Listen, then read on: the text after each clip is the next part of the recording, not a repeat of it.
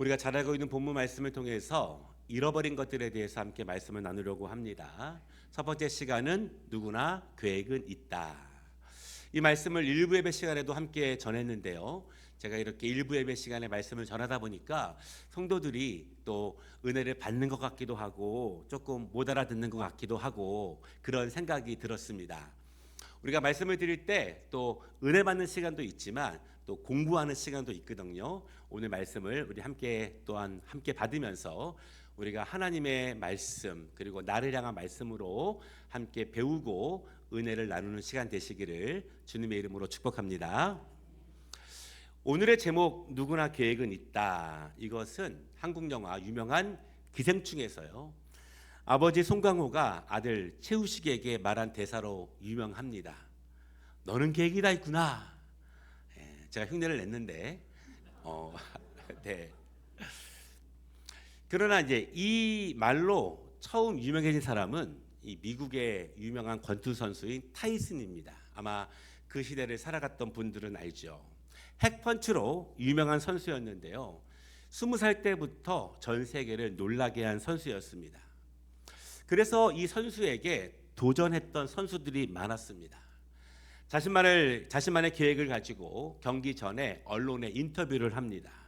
제가 경기 초반에는요, 상대를 알아가기 위해서 좀 거리를 두고 상대의 펀치를 피하기 위해서 치고 빠지기를 반복하다가 후반에 타이슨 선수가 좀 지치면 그때 승부수를 던지겠습니다. 이렇게 인터뷰를 해요.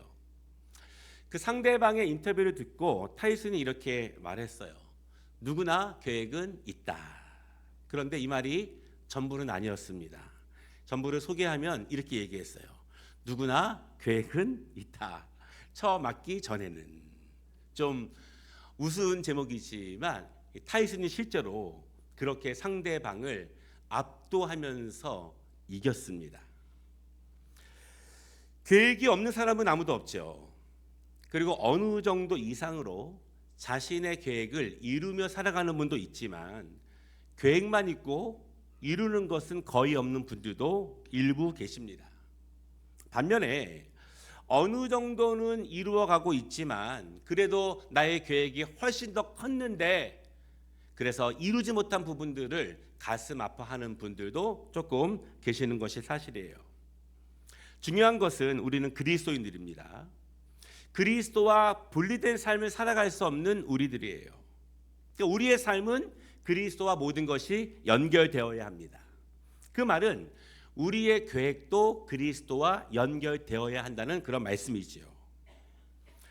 오늘 말씀을 통해서 우리는 일상의 삶 속에서 어떻게 그리스도와 연결되어 살아가는가? 내가 그리스도와 연결되지 않았을 때 우리의 삶이 어떻게 어긋나기 시작하는가? 우리가 잘 알고 있는 본문의 말씀을 통해서 이 부분을 함께 은혜를 나누도록 하겠습니다. 첫 번째 말씀은요. 분별력, 일상의 삶에서 차이를 발견하는 능력. 어떤 사람에게 두 아들이 있었습니다. 굉장히 평범한 상황입니다. 왜냐하면 저도 두 아들이 있으니까 일상적인 상황이죠. 보통 자녀들이 많이 있어도 다 다르지요. 성격도 다르고 그들의 꿈도 다르고 재능도 다릅니다. 각각의 자녀들은 어려서부터 각각의 꿈을 가지고 있어요. 형편이 어려운 가정에 있는 자녀들도 꿈과 계획이 있고 어느 정도 여유로운 가정의 자녀들도 자신만의 계획을 가지며 그의 인생을 설계해 나가게 됩니다. 둘째 아들이요. 어느 날 아버지에게 나중에 자신에게 줄 유산을 미리 달라고 부탁을 해요. 자신에게는 계획이 있는데 그 계획을 이루기 위해서는 재정적인 준비가 꼭 필요했기 때문에 아버지에게 부탁을 합니다. 아버지는 어느 정도 둘째 아들의 계획에 수긍하는 것처럼 보입니다. 물론 살아 생전에 유산을 미리 상속하는 것이 좀 아쉽지만 너무나 사랑하는 아들의 간곡한 요청이기 때문에 거기에 응답을 합니다. 여기까지 보면 사실은 어느 가정에서나 흔하게 볼 수 있는 모습이라고 생각이 되죠. 조금의 차이씩은 있겠지만 우리의 자녀들이 어떠한 특별한 계획이 있다고 부모에게 요청할 때 형편껏 어느 정도의 재정적인 지원을 해주려고 하는 부모들, 그런 가정들은 많이 있을 것입니다. 물론 예수님 당시의 상황으로 본문을 보면은 오늘 이 둘째 아들의 요구는 너무나 불효막심한 요구입니다. 또한 사회적으로는요, 이 지탄을 받을 수 있는 요구예요. 왜냐하면 유산은 부모가 돌아가신 후에나 받을 수 있는 것이고, 살아 생전에 유산을 달라고 하는 것은 아버지가 좀 제발 빨리 죽으시면 좋겠다, 이제 그런 마음을 보이는 거기 때문에 사실은 이렇게 요구하게 되면 가정에서도 쫓겨나게 되고 지역 공동체에서는 큰 지탄을 받는 그러한 일입니다. 그러나 요즘 시점에서 오늘 본문을 보면, 또 현대를 살아가고 있는 우리의 입장에서 이 본문을 보면 어느 정도는 수긍 가능한 그러한 말씀이에요. 조금의 차이는 있겠지만 일반적인 가정에서도 쉽게 일어나는 그러한 일이라는 것입니다. 계획이 있었던 아들, 큰 꿈이 있었던 아들, 더 큰 세상에 나아가서 자신의 계획을 마음껏 이루고 싶은 아들, 결국 자신의 계획대로 되어서 큰 세계로 나아가게 됩니다. 얼마나 멋진 모습입니까? 이 많은 가정에서 실제로 그려지고 있는 모습이죠. 여러분, 이런 아들을 응원해주고 싶지 않습니까? 아마 우리의 자녀가 이런 모습으로 살아간다면 우리는 그래도 계속 기도하면서 응원할 거예요. 하나님께서 복을 주시고 은혜를 주셔서 이 아들이 마음껏 그 꿈을 펼칠 수 있도록 우리는 응원하는 것이 보통 부모의 모습일 것입니다. 그런데 우리는요, 이 본문이 오늘 왜 등장했는지에 대해서 주목할 필요가 있어요. 예수님은 이 이야기를 누구에게 하시는가, 왜 하고 계신가, 우리는 그것을 잠시 살펴볼 필요가 있습니다. 누가복음 15장은요, 1절과 2절을 보면은 두 부류의 사람들이 등장하게 됩니다. 그런데 이 바로 앞절인 14장의 마지막 절인 35절은요, 들을 귀가 있는 자는 들을지어다, 이 말씀으로 14장이 끝나게 되고요, 15장은 예수님의 말씀을 진짜 들으러 나온 사람들의 이야기로 시작되고 있는 거예요. 예수님은 귀 있는 자는 들을지어다 이렇게 말씀하셨습니다. 그리고 들으러 나온 사람들이 있어요. 누가 나왔습니까? 이 당시의 종교적인 풍토에서는, 사회적인 상황에서는 당연히 죄인이라고 불리는 사람들이 나왔어요. 저런 사람들은 절대로 하나님의 나라에 들어갈 수 없어, 그렇게 평가되는 사람들, 그런 사람들이 예수님의 말씀을 들으러 모여들었습니다. 그런데 여러분, 이 사람들이 죄인이라고 불리는데 또 다른 해석이 있는데, 당시에 이 사회적인 죄인뿐만 아니라 원래 신실한 유대인이었지만 예수님을 구세주로 영접한 사람들, 이러한 회심자들은요, 이 당시의 사람들에게는 죄인으로 불렸습니다. 그러니까 이러한 여러 가지 죄인들이 예수님의 말씀을 들으러 나온 거예요. 15장은 아이러니하게도 귀 있는 자는 들을지어다, 이 예수님의 말씀에 어떻게 반응하는가, 그것으로 시작되는 거예요. 그 말씀을 듣고 어떤 사람은 들으러 나왔고, 어떤 사람들은 듣고도 나오지 않은 사람들. 누가 나오지 않았을까요? 나오지 않은 사람들이 있습니다. 그들은 하나님의 말씀을 바르게 듣고 바르게 믿고 있다고 생각하는 사람들은 들으러 나오지 않았어요. 자신들은 정통하고 나는 옳다고 믿는 사람들, 도리어 우리가 신앙의 모범적인 모델이라고 생각하는 사람들, 그들은 나오지 않았습니다. 나는 바른 귀가 있어서 나는 지금까지 하나님의 말씀을 잘 듣고 있어, 이렇게 생각하는 사람들이 나오지 않았어요.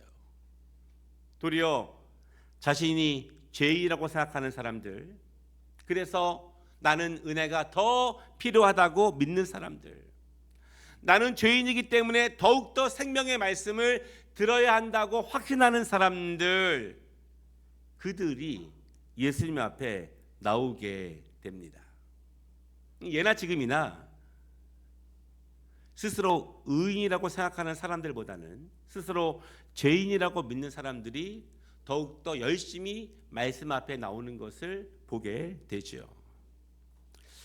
우리는 이 말씀을 통해서 누가 진정으로 귀를 가지고 있는 사람인가, 누가 죄인인가, 성경은 뭐라고 말하고 있는가를 보게 됩니다. 중요한 것은 항상 은혜를 필요로 하는 자들이 말씀 앞에 나오기 마련이에요.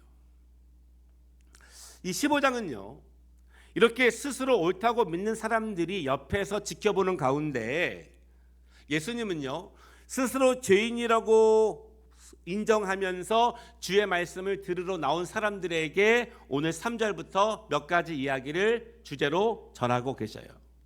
어떤 주제냐면 잃어버린 것에 대한 말씀을 그들에게 하고 계십니다. 정확하게는 잃어버렸지만 나중에는 찾은 것들에 대한 이야기예요. 4절부터는요, 양 100마리 가운데 잃어버린 한 마리 양에 대한 이야기가 나옵니다. 8절에는요, 어떤 여자가 10드라크마를 가지고 있는데 하나를 잃어버려서 집안을 다 뒤져서 결국 찾았다는 이야기가 나오게 됩니다. 그리고 11절부터는 오늘 우리가 알고 있는 잃어버린 아들에 대한 이야기가 나오는 거예요. 그리고 그 잃어버린 첫 번째 주인공이 바로 둘째 아들입니다. 누가복음 15장에는요, 계속 반복되는 단어가 있는데 잃어버렸다라고 하는 단어예요. 그런데 그 성경에서의 의미는요, 단순하지 않고 가볍지 않습니다. 헬러어로 아폴리미라고 하는 단어인데 그 뜻은 멸망되었다, 완전히 상실되었다, 완전히 사라졌다, 그런 의미입니다. 그러니까 이 단어가 쉬운 단어가 아니고 신학적으로 굉장히 큰 의미가 있는 단어라는 거예요. 쉽게 설명드리면 이런 의미입니다. 인간은 죄로 인해서 약간만 잃어버린 것이 아니라, 인간은 죄로 인해서 약간만 부패한 것이 아니라, 죄로 인해서 약간만 문제가 발생한 것이 아니라, 죄는 인간을 완전히 멸망시켰고 죄는 인간을 완전히 상실시켰다, 그런 의미예요. 오늘 그래서 이 본문에서 잃어버렸다라고 하는 것은 그냥 내가 소홀해서 잠시 나에게 없지만 내가 조금만 노력하면 다시 찾을 수 있는 그런 의미가 아니라, 완전히 사라진 것이 예수 그리스도 안에서 완전히 회복되었다, 그런 의미를 가지고 있습니다.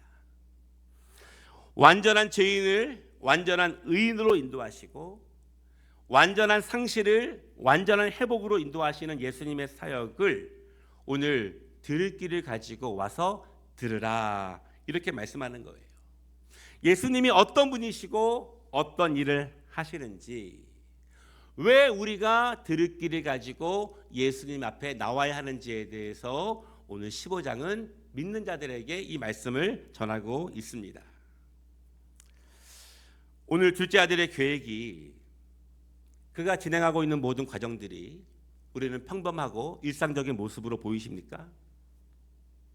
나도 큰 물질이 있다면, 나의 자녀가 그렇게 요구한다면 어느 정도는 도와줄 용의가 있는가? 자녀들의 계획을 들어보고 정말 좋은 계획이면, 괜찮으면 나도 밀어주겠는가? 그러나 중요한 것은요, 오늘 본문은 이 둘째 아들의 총체적인 잃어버림에 대해서 말씀하고 있는 거예요. 여러분 생각해 보십시오. 총체적인 상실. 사람은 완전한 죄인인데 그의 계획은 정상적일 수 있을까? 그 사람은 완전히 멸망당했는데, 완전히 잃어버렸는데 그 사람이 이루고자 하는 뜻은 괜찮을 수 있는가? 오늘 본문에서 말하고 있는 것은 둘째 아들의 계획, 정상적이지 않다는 것입니다. 일반 사람들이 보기에는, 아니 믿음의 눈으로 보지 않으면 충분히 그럴 수 있어, 누구나 그럴 수 있어 이렇게 말하겠지만 이 둘째 아들의 생각과 그의 계획, 그리고 자신의 계획과 노력과 수고로 충분히 아름다운 자신의 인생을 만들 수 있다고 하는 그의 모든 생각과 계획, 총체적으로 비복음적인 사실이라는 것을 오늘 예수님이 그들에게 말하고 있어요. 왜냐하면 그 아들은 완전히 잃어버린 아들이기 때문에 그렇습니다. 우리 그리스도인들이요, 일반 사람에서 그리스도인으로 변화되면서 어린아이 그리스도인에서 어른 그리스도인으로 자라가면서 초보 제자에서 장성한 제자로 서가면서 가장 중요하게 성장하는 차이는 바로 분별력에 대한 차이예요. 정상적으로 보이는 것에서 비복음적인 것을 찾아낼 수 있는 영적 분별력, 일반적이면서 당연하게 생각되고 있는 것에서 비신앙적인 것을 분별해낼 수 있는 영적 능력, 합리적이면서 충분히 괜찮다고 여기고 있지만 그 안에서 비믿음적인 것을 알아챌 수 있는 능력, 그것이 바로 영적 분별력입니다. 그것이 영성이에요. 오늘 본문이 그렇습니다. 들을 귀가 있는 자는 들으라 이렇게 말씀하셨습니다. 그러나 정작 예수님께 들으러 나온 사람들은 죄인과 세리들이에요. 나는 하나님 앞에서 비복음적입니다. 나는 비믿음적입니다. 나는 죄인입니다. 그렇게 생각하고 있는 사람들이 주 앞에 나오게 되었습니다. 그러나 바리새인들과 서기관들처럼 하나님 앞에서 지극히 나는 정상적이기 때문에, 나는 지극히 복음적이기 때문에 죄인들이나 나가는 저 자리에 나는 나가지 않을 거야, 이렇게 나가지 않은 사람들은 이 말씀을 듣지 못해요. 성경은요 반대로 말합니다. 예수님은 말씀하시는 거예요. 누가 복음적인가? 누가 정상적인가? 그것이 영적 분별력이고 바른 길을 가지고 있는 능력이 됩니다. 여러분, 그리스도인들이 일반 사람들과 똑같이 본다면, 똑같이 결정한다면, 똑같이 생각하고 판단한다면 성령님이 인도하시는 그리스도인들의 능력은 도대체 어디서 나타날까요? 우리 그리스도인들은 일상적인 삶 속에서 어떤 차이를 만들어낼 수 있는가? 모두가 정상이라고 말하지만 그것이 정상이 아니라는 것을 볼 수 있고, 모든 사람들이 아니라고 말할 때에도 그 안에서 가장 정상적인 하나님의 뜻을 발견할 수 있는 것, 그것을 품고 나아가는 것이 바로 영적 분별력이 있음을 여러분 믿으시기 바랍니다. 오늘 둘째 아들도요 계획이 있었습니다. 그럴듯한 계획이 있었습니다. 준비도 어느 정도 잘 되었습니다. 그러나 우리는 분명히 알게 됩니다. 예수 없이, 들을 귀 없이, 예수 앞에 나오지 않은 총체적인 인간, 총체적으로 상실한 인간이 만들어낸 계획은 이미 망한 계획이에요. 우리가 더욱더 영적 분별력을 위해서 기도해야 될 필요가 있습니다. 일상적으로 보이지만, 정상적으로 보이지만 그 안에 예수의 영이 있는가, 예수의 뜻이 있는가, 그것을 분별하는 믿음의 종들 되시기를 주님의 이름으로 축복합니다. 두 번째 말씀은요,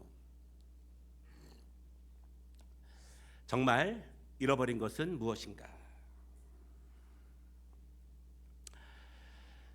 결혼 생활을 70년 하신 100세에 가까운 노부부가 TV 프로그램에 나오셨습니다. 그동안 너무나 행복하게 부부 생활을 하셨고 가정을 아름답게 세워 오셨어요. 그래서 사회자가 70년을 행복하게 가정 생활을 하신 비법을 할아버지에게 물었습니다. 그때 할아버지가 이렇게 이야기해요.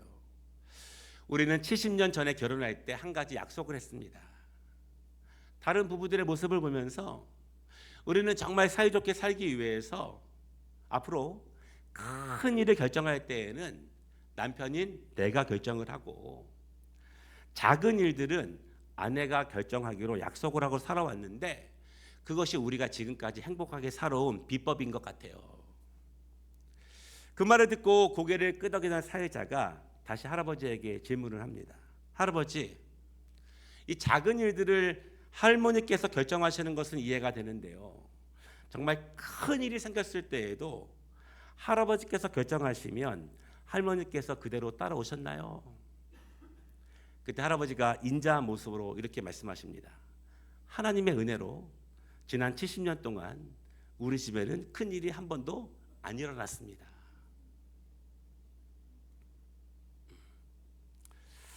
네.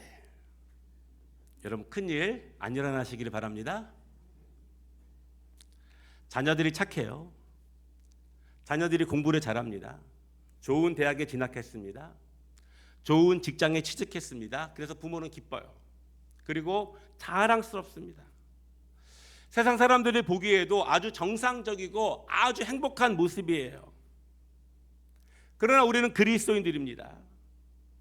우리는 세상적으로 비춰지는 모습도 중요하지만 우리의 자녀들이 가지고 있는 영성, 그들의 신앙, 그들의 예배, 그들의 삶을 통해 나타나는 믿음의 행실을 중요하게 봐야 돼요.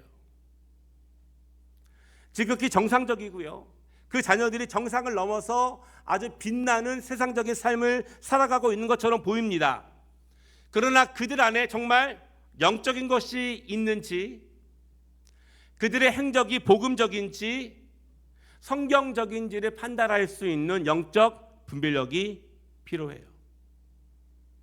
누구나 나름대로의 계획이 있고 때로는 그 계획이 자신들의 노력과 수고를 통해서 잘 진행되는 것처럼 보이지만 하나님이 함께 하시지 않으면, 그 영이 하나님께 속해 있지 않으면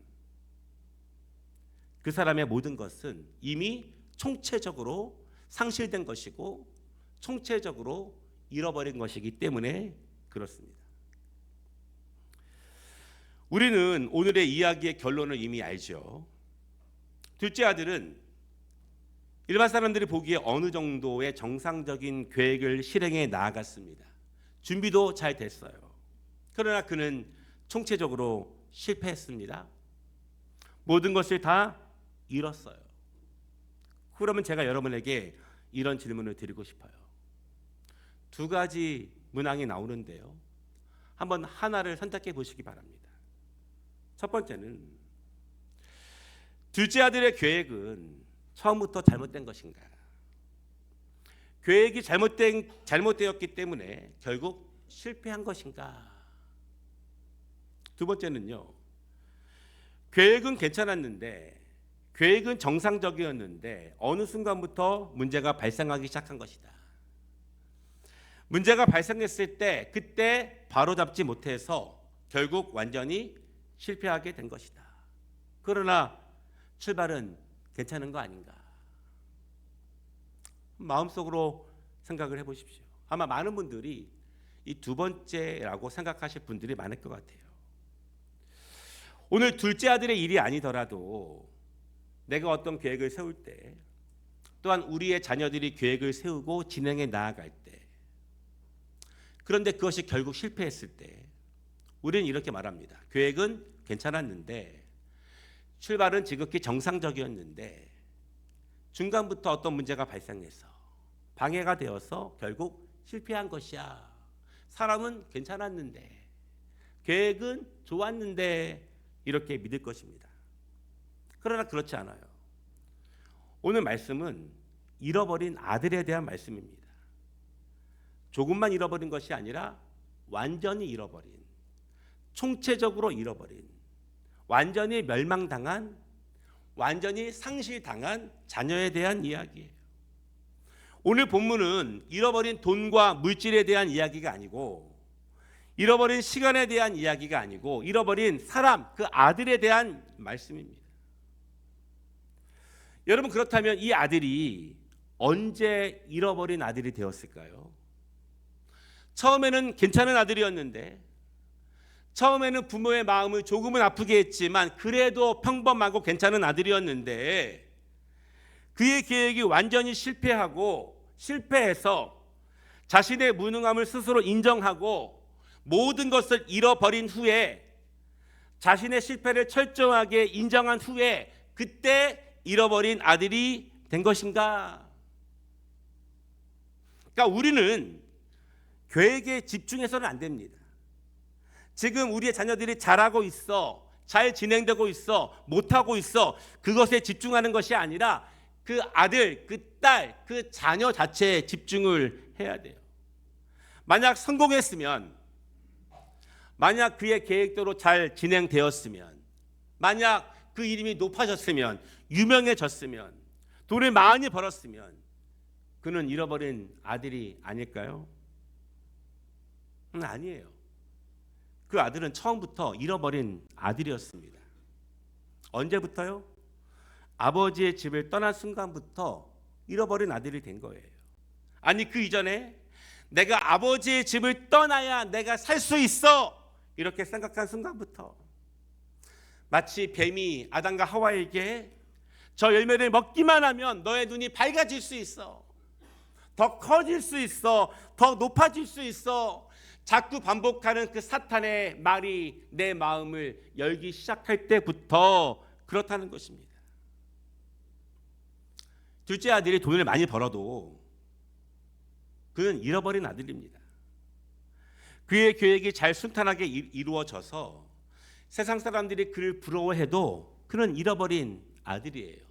계속 잃어버린 아들입니다. 총체적으로 상실된 그가 진행하고 있는 계획도, 그가 이뤄가는 모든 삶의 내용들도 잃어버린 것입니다. 언제까지? 그가 다시 아버지의 집으로 온전히 돌아올 때까지. 말씀을 마치겠습니다. 오늘 우리는 예수님께서 이 이야기를 왜 하고 계시는지를 다시 생각해 보아야 합니다. 예수 그리스도를 구주로 온전히 영접하지 않으면, 그분의 은혜를 절대적으로 필요로 하지 않으면, 그래서 들을 길을 가지고 주 앞에 들으러 나오지 않으면 조금 실패한 아들이 아니라 완전히 실패한 아들이에요. 조금만 잃어버린 딸이 아니라 완전히 잃어버린 딸입니다. 이 세상에서 아무리 그 계획이 멋지게 실행되고 있어도 총체적인 실패예요. 그들의 계획이 성공하고 돈을 많이 벌어도, 세상적으로 잘 나가도 아버지의 품을 떠난 자녀는 잃어버린 자녀가 됩니다. 그러니까 우리는 자꾸 그 존재, 그 영혼을 주목하지 않고 그들이 이뤄내는 무엇, 그들이 실패하고 있는 무엇에 주목해서 그 자녀를 바라보지 않습니까? 하나님 편에서 잃어버린 것은 물질이 아닙니다. 하나님이 기다리시는 것은 그 사람 자체예요. 그가 무엇을 이루어내고 있는지에 하나님은 별로 관심이 없으세요. 사랑하는 여러분, 사람이 먼저 하나님의 영에 붙들려야, 총체적으로 하나님의 소유권이 되어야, 그 영이 성령으로 채워져야 그의 범사가 살 수 있음을 믿으시기를 바랍니다. 이것이 우리가 분명히 믿는 진리예요. 우리 자신이, 우리의 자녀들이 예수의 영에 온전히 붙들린, 그래서 충만해진 그들로부터 나오는 계획들이 거룩하고 아름답고 하나님이 그들의 인생을 인도해 주시는 우리의 자녀들 되시기를, 이 여름 사역을 준비하면서 함께 기도해 주시기를 주님의 이름으로 축복합니다.